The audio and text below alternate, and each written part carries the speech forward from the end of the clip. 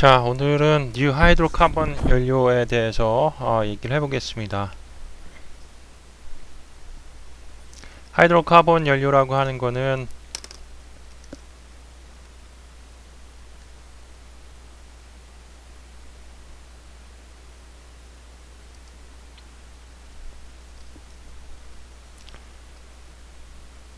하이드로카본이라고 하는 건 CXHY라서 기존의 화석 연료하고 같은 연료이죠. 그런데 기존의 전통적인 그런 하이드로카본 연료가 오일이나 석탄이라고 한다면 이제 새로운 그 하이드로카본 연료는 무엇이 있는지, 자, 이번에 이제 대선에서 뭐 바이든이 되는 걸로 거의 정해지면서 미국에서는 이제 민주당 하면 이제 신재생 에너지 쪽으로 굉장히 정책적으로 밀고, 공화당 기존에 이제 트럼프 같으면 이제 셰일 오일, 셰일 가스 이런 거에 대해서 얘기를 많이 했었습니다. 그래서 우리가 그 셰일 가스가 뭔지에 대해서 공부해 봐야 된다라는 건데요.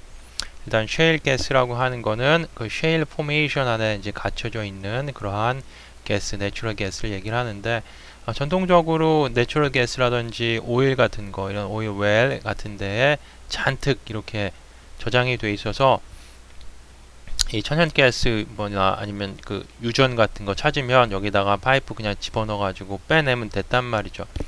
그런데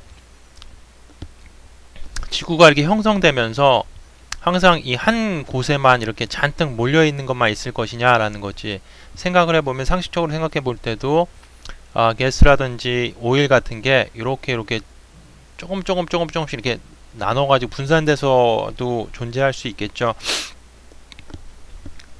그래서 쉐일이라고 하는 거는 이제 이판함이다. 그래서 얇은 층으로 되어 있는 그런 퇴적암을 얘기를 해요. 쉐일이라는 건 이제 kind of 퇴적암인데, 퇴적암 사이에 조그맣게 이렇게 뭐 요런데 이제 조금씩 내추럴 가스가 트랩돼 있다는 거, 갇혀져 있다는, 어디에 가두어져 있는 거죠. 이렇게 푹 빠져서 있는 거를 얘기하는 건데, 이렇게 존재하는 걸 우리가 쉐일 가스다라고 얘기를 해요.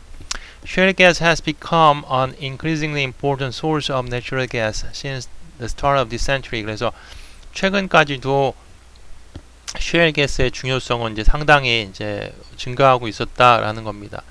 사실 얼마 전까지만 해도 전통적인 오일하고 가스 같은 그 매장량이 이제 많이 남아있지 않았어요. 우리가 이제 다 잔뜩 써가지고 고갈되고, 그래서 석유의 고갈에 대해서 굉장히 큰 문제였죠. 그래서 에너지 고갈, 에너지 디플리션이라고 하는데, 그 다음에 이제 environmental,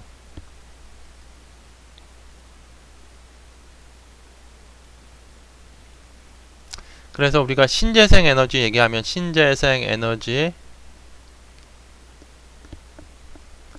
중요성 하면은, 중요성이 뭐냐, 가장 기본적으로 이제 환경 문제였고요. 두 번째가 기존의 전통 에너지, 석유 같은 에너지의 고갈을 대체하기 위해서 우리가 신재생 에너지가 굉장히 중요하다라고 얘기를 해왔던 건데, 사실 이 셰일 가스가 이제 발견되고 나서는 더 이상 그 기존의 우리 화석 연료의 고갈은 걱정하지 않아도 된다라는 그런 결론을 얻었었죠. 그만큼 이제 셰일 가스하고 셰일 오일의 양이 굉장하다라는 겁니다. 그래서 전 세계적으로 봤을 때에 그 셰일 가스가 어디에 굉장히 많이 묻어져 있느냐, 뭐 미국이나 캐나다 이런 데 많이 있고요. 뭐 멕시코도 있고, 또 뭐 아르헨티나 이런 데도 이제 많이 있고, 근데 가장 눈에 띄어 있는 거는 이제 차이나에 많죠. 그래서 차이나가 사실은 굉장히 이 잠재력이 높은 거죠. 2000년대에 shale gas provided only 1% of US natural gas production by 2010, 2010년대에는 거의 20% 정도까지도 됐고, 2035년쯤 되면은 미국의 천연가스 공급의 거의 46%를 담당할 걸로 예상이 되고 있습니다.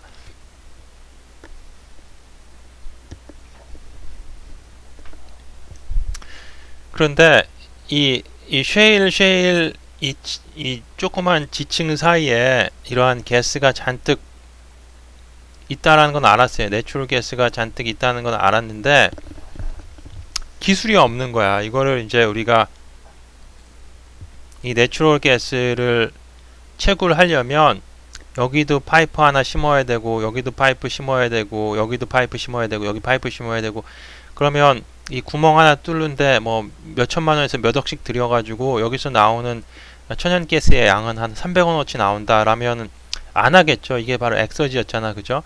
그래서 예전부터 이제 비파기 검사를 통해서 이 쉐일이라는 층 안에 이런 가스라든지 오일이라든지 이런 여러 가지 에너지가 잔뜩 있지만은 과연 걔네들을 우리가 채굴을 하기 위해서는 너무 경제성이 떨어지는 거야. 그래서 이런 건 버린 그런 자원이었죠. 예전에는 쳐다보지도 않았던 자원인데 어떤 기술이 나왔냐면 하이드롤릭 프랙처링이라고 하는 기술이 나왔습니다. 그럼 어떻게 하는 거냐면 전통적인 그 웰에는 수직으로 집어넣고 마는 건데 쉐일 가스라고 하는 거는 이게 쉐일 지층 사이에 조금하게 이렇게 존재하는 거잖아요. 그래서 어떻게 하냐면 일단은 관을 수직으로 집어넣은 다음에 쉐일 층까지 오면 얘를 이렇게 휘어가지고 옆으로 보내, 옆으로 이렇게 쭉 수평하게 쭉 보낸 다음에 여기서 강력한 그 스팀을 이제 쏘는 겁니다. 스팀을 쏴요. 스팀을 쏘면 지층이 깨지겠지. 굉장히 강력한 뜨거운 그 스팀 가지고선 쏴대니까 깨질 거 아니야. 그러면 지층이 깨지면서 틈이 생기면 그 틈을 통해서 어떻게 되겠어요? 이 가스가 새 나올 거잖아요. 그래서 한 구탱이로 이렇게 모인단 말이에요. 그래서 막 깨니까 여기 조금 있던 것들이 이렇게 가가지고 여기에 이만큼 이제 모여지게 된단 말이지. 그래서 이렇게 많이 모여지면 걔를 뽑아내는 그런 기술이 우리가 하이드롤릭 프랙처링 또는 프래킹이라고 얘기합니다. 프래킹 기술인데 방금 설명드렸던 것처럼 그 쉐일 포메이션에 호리존털하게 수평하게 드릴링을 한 후에 강력한 그 스팀을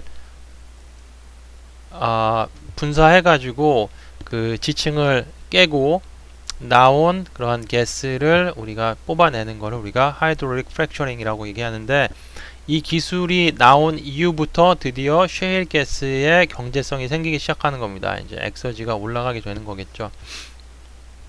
쉐일 가스라고 하는 거는 뭐 여러 가지 이름으로 불립니다. 콜베드 메테인이다. 내추럴 가스라는 게 주로 이제 메탄 가스가 주 성분이라고 얘기했죠. 그래서 콜베드 메테인 또는 콜베드 가스, 콜심 가스, coal mine methane is formed natural gas extracted from the coal bed. coal bed로부터 뽑아져 나온 그런 내추럴 가스를 얘기하는데 다음 referred methane absorbed into solid matrix of the coal. 콜 안에 흡착되어 있는 그런 메탄을 얘기하기도 한다. 때때로는 그렇게 얘기를 합니다. 또는 이제 스윗 가스다라고도 얘기하는데 스윗 가스라고 하는 거는 기존의 내추럴 가스 안에는 그 하이드로젠 설파이드라고 하는 H2S 황성분이 섞인 그러한 안 좋은 성분들이 많이 있었는데 이 쉐일 가스에는 비교적 순수한 메테인만 있더라라는 거지. 이런 하이드로젠 설파이드가 없어서 그래서 굉장히 좋은 가스, 스윗한 가스다라고도 불린다라는 얘기가 되겠습니다. Coal bed methane is distinct from the typical sandstone or other conventional gas reservoir. As the methane is stored within the coal by a process called adsorption이라고 해서 흡착에 의해서 또 이 콜베드 이 석탄에 또 부착이 되어 있기 때문에 뭐 샌드스톤이라든지 기존의 컨벤셔널한 가스 레저보어하고는 차이가 있다라는 얘기. 그래서 하이드로 프랙처링이라고 하는 거 well simulated technique in which rock is fractured by hydraulically pressurized liquid. 그래서 굉장히 뜨거운 물 또는 스팀을 가지고선 그 락을 깨는 거야. fracture 하다는 건 이제 깨지다라는 거야. 우리가 이제 열심히 놀다가 부딪혀가지고 뼈가 부러졌다 그러면 이제 fracture가 일어났다 이렇게 얘기하잖아요. 그렇게 뭐가 깨지는 걸 우리가 fracture라고 얘기하는데 fracking이라고도 이제 부른다고 그러고 freshing이라고도 불린다고 그러고 뭐 부르는 그런 이름은 이제 다양합니다.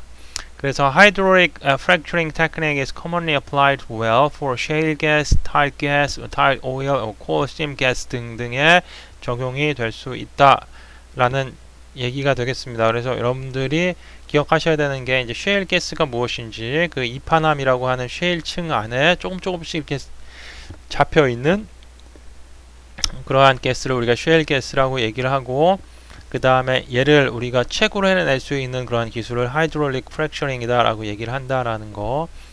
뭐 쭉 읽어보시면 돼요. 뭐 자세하게는 설명 안 하겠습니다. 여러분들이 그 관심 있게 좀 읽어보시면 될 것 같고, 그 다음에 그 셰일층에 이제 그 가스도 있겠지만은 오일 형태로 이렇게 또 트랩되어 있는 걸 우리가 셰일 오일이다라고 얘기를 합니다. 그래서 켈로겐 오일이라고도 얘기하고 오일 셰일 오일이라고 얘기하는데, is unconventional oil produced from the oil shale rock fragments by pyrolysis and hydrogenation or the thermal dissolution 뭐 등등 이렇게 됩니다. 그래서 뭐 그 셰일 층을 우리가 이렇게 채굴해서 빼보면은 이 돌 사이에 이렇게 기름 같은 게 기름기가 이렇게 있어가지고 여기에 불이 이렇게 붙는 그런 모습을 볼 수가 있죠.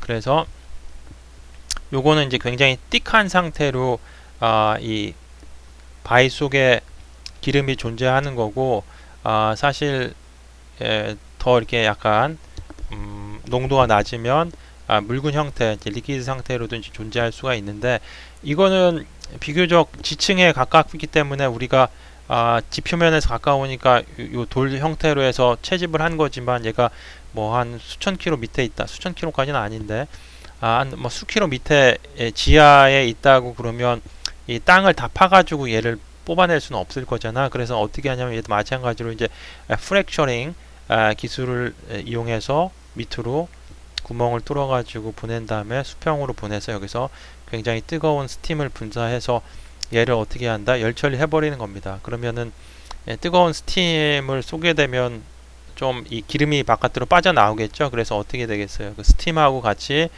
둥둥둥둥 떠가지고 이렇게 모일 거란 말이야. 스팀 나중에 응축되면은 물 형태로 있을 거고, 그 위에 기름이 이렇게 뜨겠죠. 그죠? 그러면 그것만 이렇게 뽑아내는 그러한 기술을 통해서 우리가 셰일층에 갇혀져 있는 그러한 오일 같은 것도 이제 채굴할 수가 있다라는 겁니다. 셰일 오일이라고 하는 건 interchangeable 한데 뭐 바꿔서 쓸 수 있는 건데, used as well for crude oil produced from shales of other very low permeability formation에서 이게 굉장히 흡수되는 게 적다라는 거지. permeable 하다는 건 이제 흡수되다는 건데, 그게 침투하다는 거잖아요. 침투가 좀 덜 되는 그러한 셰일층에 있는 그 크루드 오일을 또 얘기하기도 한다라는 얘기가 되겠습니다.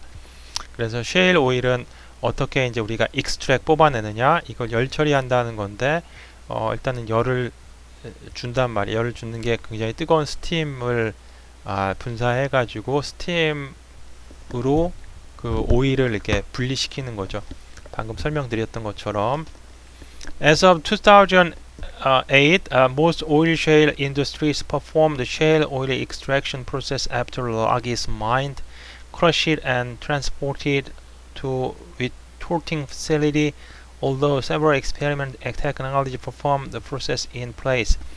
그래서 2008년까지는 이제 어떻게 했냐면, 땅을 파가지고 거기서 방금 그 사진에 봤던 것처럼 그 락을 일단 마인드, 락을 채집한 다음에 그거를 어떤 패실리티로 보내가지고 거기서 깨고 정제하는 그런 과정을 거쳤다라는 얘기죠. 뭐 몇 번의 이제 그런 실험들 같은 실험 기술들은 인시투 그 자리에서 직접 하는, 그러니까 이 셰일층에다 직접 집어넣어가지고 또 뽑아내는 그런 실험도 했었다라는 얘기죠. 그래서 쭉 읽어보시면 되고, 오일 샌드라고 하는 건 이제 이 오일 자체가 그 모래하고 이 섞여져 있는, 그래서 전통적으로 이렇게 오일만 있는 게 아니라 뭔가 갯벌 같은데 이제 오일이 이렇게 있어가지고 모래나 진흙하고 같이 이렇게 섞여 있는 걸 우리가 오일 샌드라고 얘기하는데, 또는 털 샌드다라고 해서 우리가 담배 피고 나면 거기에 끈적끈적한 그런 성분들 나오는 게 바로 타르잖아. 타르. 또는 우리 기름 원유 정제했을 때에 맨 나중막에 남는 뭐 아스팔트하고 이 끈적끈적한 타르 같은 애들, 그런 애들 가지고선 우리가 이 도로도 만들고 그러잖아요. 그죠? 비투무스 샌드라고도 얘기를 하는데 그 unconventional petroleum deposit이다 라고 얘기를 하고 있습니다. 그래서 사실 예전 같으면은 이제 쳐다도 안 봤다라는 건데, 전통적인 오일의 값이 이렇게 오일 가격이 이제 올라가면서 어떻게 됐다? 이제 이런 것까지 관심을 갖게 됐다라는 겁니다. 그와 동시에 일단은 오일에서 샌드를 분리해내는, 샌드에서 오일을 분리해내는 그 공정 자체가 비싸겠죠, 그죠? 비싸고 에너지도 굉장히 많이 들면서 컴플렉스하지만서도 워낙에 그 전통적인 오일의 가격이 올라가다 보니까 이제 이런 것도 굉장히 가치가 있어졌다라는 얘기죠. 오일 샌드는 either loose sand or partially consolidated sandstone containing a naturally occurring mixture of sand and clay and water saturated with a dense and extremely viscous form of petroleum, technically referred to bitumen이라고 얘기를 하는데, 일단은 오일이 모래하고 진흙하고 물 뭐 이런 거랑 같이 섞여져 있는 그런 상태를 얘기를 한다라는 겁니다. 어디에 맞느냐? 아주 익스트림하게 라지한 양이 캐나다에 묻혀 있다라는 거예요. 그래서 미국하고 캐나다하고 있으면 요 국경 쪽에 이렇게 굉장히 많습니다. 국경 쪽에. 그래서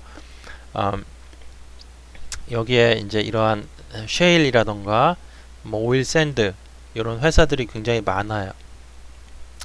또는 이제 카자흐스탄이라든지 러시아에도 굉장히 많다라는 얘기를 하고 있습니다. The estimated worldwide deposit of oil are more than 2 trillion barrel 정도 된다고 그렇게 하고 있고요. 그 중에서 거의 70% 이상이 캐나다에 묻혀 있다라는 겁니다. Oil from the bitumen sand is often referred to as unconventional oil or crude bitumen, distinguished it from the liquid hydrocarbons produced from traditional oil well에서 나오는 거랑 다르다라는 거 방금 뭐 얘기했잖아요, 그죠? Crude bitumen is thick, sticky form of crude oil. 일반적인 전통적인 크루드 오일에 비해서 더 thick하다라고 하는 거는 이제 더 dense하다라는 겁니다. 이렇게 좀 더 뭐라고 해야 되지?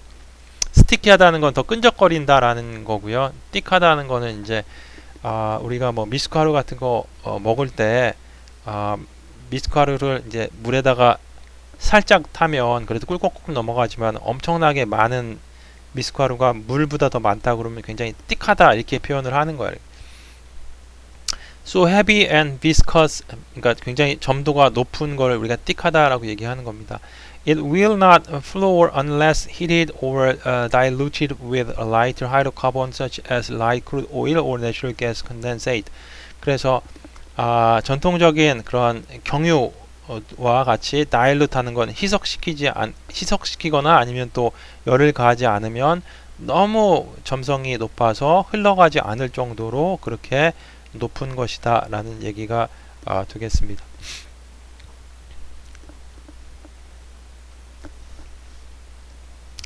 그래서 아무래도 이제 그 전통적인 오일에 비해서 약 한 12% 정도 그 오일 샌드 클루드 석유에서는 그 이미션이 더 발생한다라는 얘기를 하고 있습니다. 그래서 그 여러분들 유튜브에서 찾아서도 보시면 되는데 그 오일 샌드 마이닝 하고 익스트랙션 하는 그런 과정 보시면요. 그 캐나다 국경 쪽인데 굉장히 큰 포크레인 같은 게 이제 오일 샌드를 퍼가지고 이 트럭에다가 이렇게 실는데 트럭이 몬스터 트럭이에요. 보시면은 사람이 요만한데 그 바퀴에 반지름밖에 안 되잖아요, 그죠? 그래서 운전하려 그러면 여기서 이제 계단을 타고 올라가가지고 이렇게 운전합니다. 그래서 엄청나게 큰 트럭이다라는 거죠. 그래서 여기다가 이제 엄청난 양의 샌드 오일을 싣고 와가지고 이 정제소로 와서 거기서 이제 모래하고 기름을 이제 분리하는 그런 공정을 얻게 된다라는 얘기입니다. 그래서 뭐 이 프로세스 하는 것들, 뭐 리파이닝 하는 거에 대해서는 이제 여러분들이 읽어보시면 되고요.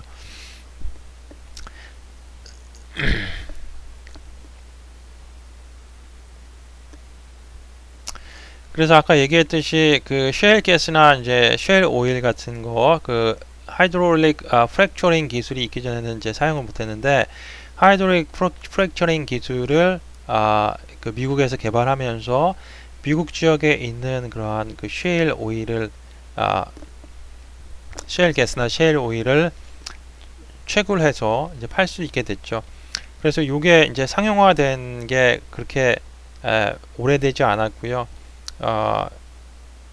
이 셰일 가스가 이제 오일 시장에서 전통적인 이제 오일 시장에서 차지하는 비중이 높아지면서 어디서 많이 난다고 그랬어요? 지금 보면은 미국에서 많이 나잖아요, 그죠? 그래서 미국이 산유국이 됩니다. 이제 1위가 돼, 1위. 원래는 1위 산유국이 어디였습니까? 여기죠, 여기 중동의 사우디가 1등이고 전통적으로는 2등이 러시아입니다. 근데 미국이 그 전까지는 이제 석유를 수입해다 썼지만 이 셰일 오일로 인해서 얘네가 석유를 팔게 되죠. 이제. 그러면 이제 뭐 우리나라 같으면 어디 사오겠습니까? 여기 주로 이제 사우디나 이란에서 이제 기름을 사다가 이제 많이 쓰는데 트럼프의 정권 때는 이제 트럼프의 정책 기조는 이 셰일 가스하고 셰일 오일, 셰일 인더스트리를 굉장히 키우는 게 이 트럼프의 목적이었단 말이야.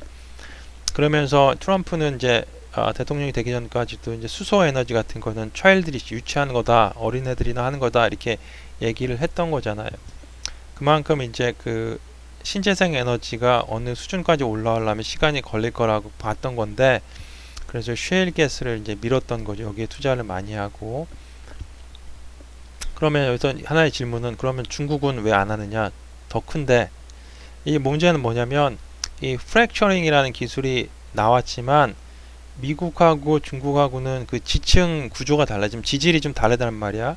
그래서 이 하이드롤릭 프랙처링 기술이 이 미국 그 셰일층에는 적합해 가지고 여기서는 워킹하는데 중국 지질에는 맞지 않아요, 이 기술이. 그래서 많이 여기는 여기 미국이나 뭐 캐나다에 비해서, 멕시코에 비해서 훨씬 많은 양의 셰일 가스하고 셰일 오일이 있지만서도 기술이 없어가지고 이 에너지를 뽑아내지 못하는 거지. 그래서 이 하이드롤릭 프랙션이라는 기술이 이 셰일 에너지를 우리가 갖다가 쓸 수 있게끔 만든 굉장히 혁신적인 기술이었지만은 이 자체가 미국에만 적합한 기술일 뿐 중국에 갖다가는 이제 쓸 수 없는 그런 기술이었다라는 것까지 여담으로 여러분들한테 말씀을 드리고요.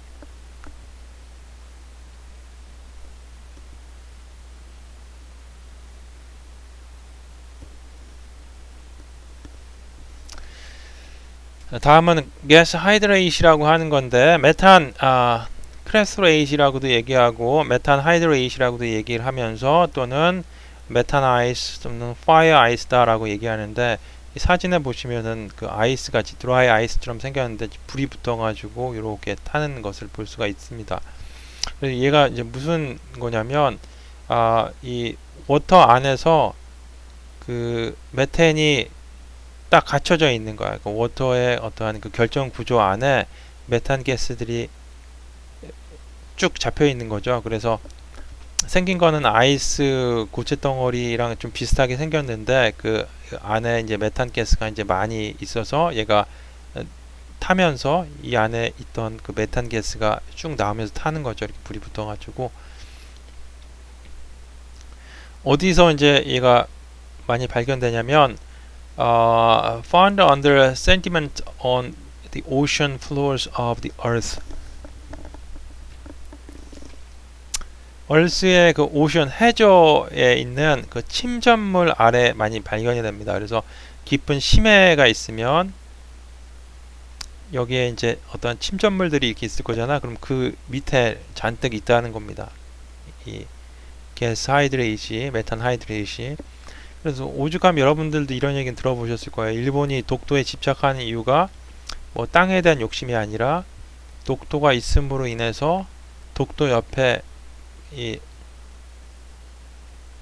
뭐라지 이거를 배타적 뭐라고 하죠 이거를 수역인가요? 하여튼 뭐 정하잖아. 근데 그 독도 근방에 이 메탄 하이드레이드의 매장량이 전 세계에서 엄청나게 여기에 많이 몰려 있다는 그런 조사가 있죠. 그래서 아직까지는 요거를 이제 그 심해에서 꺼내 쓰기에는 그 엑서지가 그렇게 좋지 않다는 거지, 투자 비용이 더 많이 들어가지고 못 꺼내 쓰고 있지만은 미래에 이제 에너지가 떨어졌을 때는 뽑아 써야 될 수도 있지 않겠느냐. 그래서 독도 근방에 엄청난 양의 게스 하이드레이트이 이제 이렇게 존재하고 있다라는 그러한 연구 결과가 있습니다. 그래서 일본이 독도에 대해서 그렇게 집착하는 것이다 라는 거죠. 근데 우리나라 지금 뭐 독도는 우리 땅 맨날 그러면서 우리 땅이라고 해도 우리 마음대로 이 메탄 하이드레이트를 꺼내 쓸 수가 없어요. 그러니까 이 독도 근방에서 이 해저에 있는 어떤 자원을 개발하려고 하면 그건 일본하고 좀 계약이 맺어 있어 가지고 일본하고 협의가 되지 않으면 안 된다고 그래. 그래서 뭐 그런 여러 가지 이제 복잡한 문제가 있다라는 얘기입니다. 이 density 밀도가 around 0.9 gram per centimeter cubic, which means that the metahydrate will float surface to the sea or the lake unless it's bound in place by being formed in or anchored to the sediment. 그래서 이 메탄 하이드레이트이 이렇게 바다 밑에 이렇게 고정이 되어 있는 거지, 이렇게 고정이 되어 있단 말이에요. 지금 보시면은 물보다 밀도가 좀 작기 때문에 얘가 떨어져 나간 순간 어떻게 되겠어요? 위로 떠서 위에 뜬단 말이지. 이렇게 뜨게 되겠죠. 뜨게 되면 어떻게 돼? 위로 올라오면 이제 녹겠지. 얘가 녹으면서 이 얼음이 녹으면서 이 안에 이 트랩되어 있던 메탄이 날아가게 되겠죠. 이렇게 날아가게 되면 어떻게 된다? 그린 하우스가 되는 거지, 그치? 메탄이 CO2에 비해서 그린하우스 이펙이 약 10배 정도 더 높다고 그랬습니다. 그래서 다행스럽게 얘가 지금 밑에 해저에 이렇게 박혀 있는 바람에, 여기는 이제 해저니까 온도가 좀 낮잖아요. 그래서 얼음이 녹지 않고 그렇게 유지가 되는 조건이 되는데, 또 어떻게 해수의 온도가 좀 따뜻해져 가지고 얘가 녹기도 하지. 그러면 가끔 바닷속에서 이렇게 뽀글뽀글 이렇게 뭐 올라오는 게 이게 메탄 가스가 올라온다고 그러지 않아요. 1 liter of fully saturated methane cathode solid would therefore contain about 120 grams of methane을 가지고 있다라는 얘기를 하고 있습니다. gas hydrate 사진에서 봤듯이 ice-like structure, 얼음처럼 생겼고 미래의 에너지원으로 굉장히 attractive 하면서 동시에 방금 얘기했던 것처럼 잠재적인 위험성, hazard도 가지고 있다라는 겁니다. Hydrate are much more abundant source of natural gas than conventional deposit. 그래서 컨벤셔널하게 어떤 오일 웰에 이렇게 저장되어 있는 내추럴 가스보다 엄청 더 많은 양이 있다라는 얘기를 하고 있는 거죠.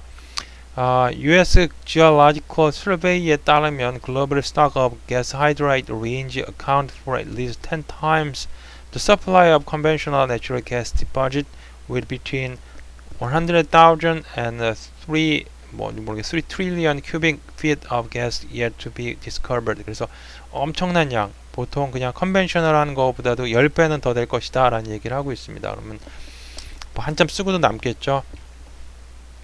그래서 if these sources of natural gas could be safely, efficiently and cheaply tapped into, gas hydrate could potentially displace coal and oil as the top sources of the world energy. 그래서 우리가 이 gas hydrate을 안전하고 효율적으로 그리고 싼 방법으로 채굴할 수 있다고 한다면, 이 gas hydrate이 앞으로 화석 연료 중에서는 오일이라든지 콜을 충분히 대체할 수 있다라는 얘기를 하고 있습니다. 그렇지만 big if다 라고 하는 건 가정이 크다라는 거지. big if, 아직까지는 실현 가능성이 없다라는 얘기입니다.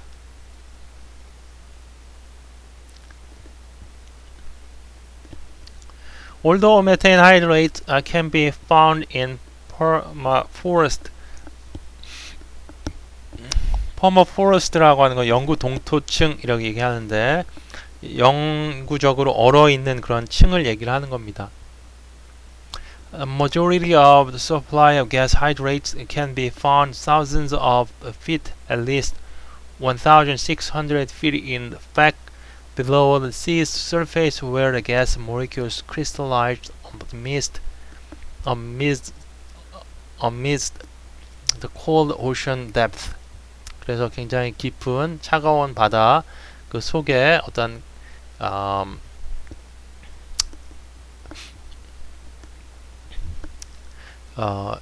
존재한다라는 얘기입니다.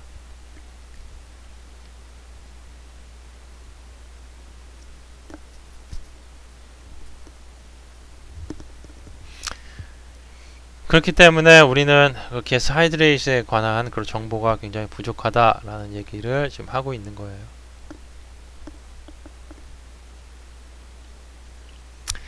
As howstuffworks.com에 따르면 gas hydration hold twice as much carbon as Earth's other fossil fuel combined. Put another way, 다른 식으로 얘기했을 때 1% of natural methane hydrate could power the United States for 170,000 year. 그래서 딱 얘기하면 어느 정도 되냐면 이 에너지 양이 이 내추럴 메탄 하이드레이트 1%가 미국의 그 17만 년 동안의 파워를 공급할 수 있을 정도다라고 하니까 1%면 그러니까 앞으로 뭐 지구가 언제 망할지 모르겠지만은 에너지 걱정은 안 해도 될 만큼 에너지가 엄청나게 많은 양의 에너지를 갖고 있는 것이다 라는 걸 여러분들이 이해할 수가 있겠죠. 그죠? 다만 이러한 이슈는 이제 환경적인 이슈로 친환경 에너지에 대한 얘기로 아무리 에너지의 양이 많더라도 앞으로는 좀 덜 쓰겠죠. 당장에 그 수소를 생산해낼 때에 우리가 물에서 전기 분해하는 방법은 에너지가 엄청나게 많이 들어요. 그래서 경제성이 없다 보니까 뭘 한다고 그랬어? 우리가 리포밍 개질한다고 그랬지? 그래서 메탄 가스를 가지고선 개질해서 그 연료를 얻어야 됩니다. 그렇기 때문에 내추럴 가스는 앞으로 당분간 수소를 얻어낼 수 있는 그 에너지 소스로서 이제 많이 쓸 거란 얘기죠. 우리가 직접적으로 얘를 버닝 컨버션을 통해서 엔진을 구동하고 우리가 원하는 E를 뽑아내는 게 아니라 어떤 식으로든 하든 이 가스를 가지고 여기서 이제 수소를 뽑아낼 수 있는 수소의 소스로 이제 사용할 거기 때문에 그래서 하여간에 당분간 뭐 이 메탄에 대한 관심은 높아질 거고 그 메탄의 함유량이 굉장히 높은 게 가스 하이드레이트다 라는 거.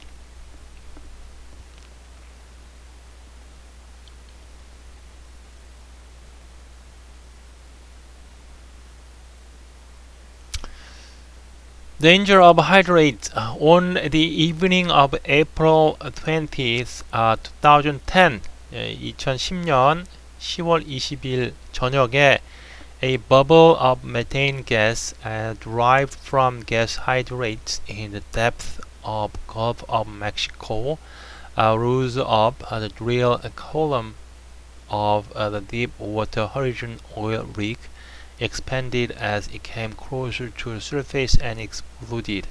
그래서 폭발 사고, 굉장히 큰 폭발 사고가 Gulf of Mexico에서 있었다라는 얘긴데요. 이게 이제 이 미국이 이렇게 있잖아요, 그죠?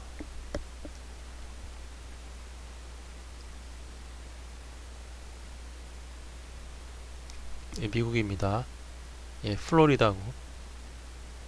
여기가 휴스턴이고 텍사스. 그럼 여기가 바로 이 걸프 오브 멕시코라는 데가 여기야, 여기요. 우리나라 서해안 같이 따뜻한 바다입니다. 이쪽은 대서양이고, 그래서 대서양이라서 파도도 세고 이제 춥고, 플로리다가 이제 우리나라랑 비슷하게 생겼죠. 반도잖아요, 그죠? 여긴 따뜻해. 그래서 우리나라 서해안과 비슷하단 말이죠. 여기 아주 해변에 가면 아주 아름답습니다. 아주 그냥 이 플로리다 해변은 모래가 그냥 밀가루 같아요. 근데 여기는 이제 우리 서해처럼 되기 때문에 물이 따뜻해. 따뜻하다고 하니까 뭐가 많아? 상어가 많단 말이에요. 그래서 상어에 많이 물려 죽는 그런 사고가 있는데 여기도 이제 자원이 많죠. 아,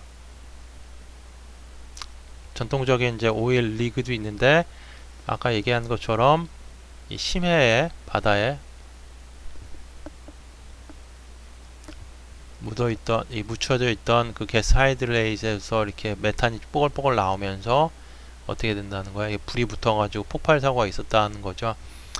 여러분들 그 버뮤다 삼각지대 얘기 들어보셨어요? 혹시 옛날에 그 미스테리 중에서 그 버뮤다 삼각지대가 어디냐면 이 플로리다 바로 옆에 있습니다. 자꾸 어디 가지 이게? 요 밑으로 이제 쿠바가 있고 여기 자메이카가 이렇게 있고요. 여기 이제 여기가 그 유명한 캐리비안 그 해적들이 있는 여기거든. 그래서 여기서부터 이제 우리가 크루즈 타고선 이렇게 뭐 엄청나게 아름답죠. 여기쯤에 이제 그 버뮤다 삼각지대가 이렇게 있어요. 여기 밑에 이제 이 게스 하이드레이드가 굉장히 많이 있어가지고 과거부터 이렇게 메탄 가스가 뽀글뽀글 이렇게 많이 나왔던 거야. 그래서 쭉 나올 때 여기 비행기가 쭉 날아가다 보면 어떻게 되겠어? 이 메탄 가스가 엔진에 불이 붙어가지고 터져가지고 없어지겠지, 그지? 배가 이렇게 지나가다가 어떻게 되겠어? 배가 지나가다가 뽀글뽀글 기체가 올라오면 갑자기 배가 부력을 잃겠죠, 그죠? 이러면서 밑으로 쑥 가라앉고, 그래서 이 버뮤다 삼각지대에서 많은 그 미스테리하게 그 비행기도 많이 사라지고 배도 많이 사라지고 했던 그 이유가 바로 이 게스 하이드레이트다. 그래서 더 이상은 이제 미스테리는 아니죠, 그죠? 그래서 그런 위험성이 존재한다라는 겁니다. 뭐 여기만 피하면 되지 않느냐? 뭐 요즘은 사실은 그렇게 뭐 사고가 잘 나지는 않는데 대비를 잘 하고 있어서. 그런데 뭐 사고가 안 나더라도 계속해서 메탄 가스가 나와서 뽀글뽀글 이렇게 나온다 그러면 어떻게 되겠어? 뭐 지구 온난화가 계속해서 일어나는 거니까 뭐 그 여러 가지 포텐셜하게 그 위험성은 계속 존재하는 것이다라는 거죠. 그래서 뭐 그런 얘기에 대해서 하고 있습니다. 예, finally methane is greenhouse gas다. 지금 방금 얘기했던 것처럼 뭐 그런 얘기를 지금 계속 하고 있어요. 그래서 그 게스 하이드레이트이 뭐면 그 아이스 라이크 그 얼음과 같은 그런 물질인데 그 얼음 안에 그 메탄 가스가 이렇게 포함돼 가지고 거기 불이 붙는 그러한 물질이다라는 거. 어디서 find 되냐 뭐 이런 얘기 아까 다 얘기했고요.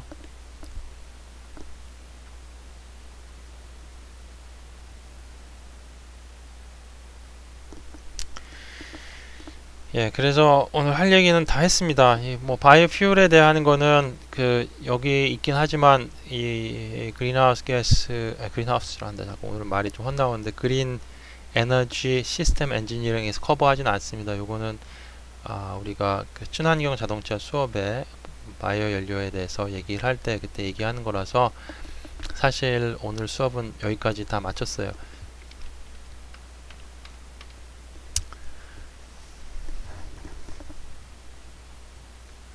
특별하게 질문 있으시면 질문하시고 지난 시간에 공지했던 것처럼 이번 주 목요일 날 수업은 제가 저기 출장이 있습니다. 그래서 실시간으로 수업이 어렵고요. 대신에 녹화된 동영상을 올려드리겠습니다. 그래서 그거 보시고선 공부하시면 될 것 같아요.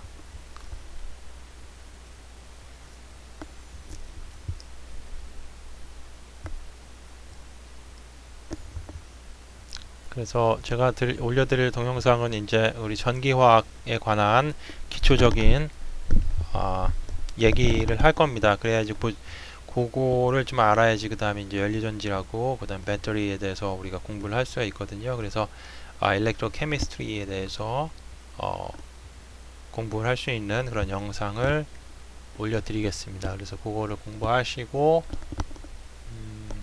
그 다음 시간에 또 새로운 토픽으로 이제 이어서